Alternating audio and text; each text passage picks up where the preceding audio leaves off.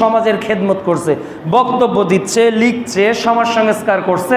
তো আর একজনের দেখে মনে হচ্ছে, ইস যদি আমি ওর মতো হতে পারতাম, যদি আমিও 5-10 জন মানুষকে দিনের কথা শোনাতে পারতাম, যদিও আমি কিছু বইপত্র লিখতে পারতাম, ইস আমি যদি একটা খুতবা দিতে পারতাম।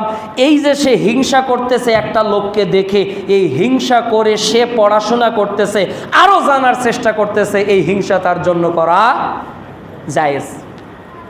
2, আল্লাহ কাউকে মাল দিয়েছে, সম্পদ দিয়েছে, সে ব্যয় করছে।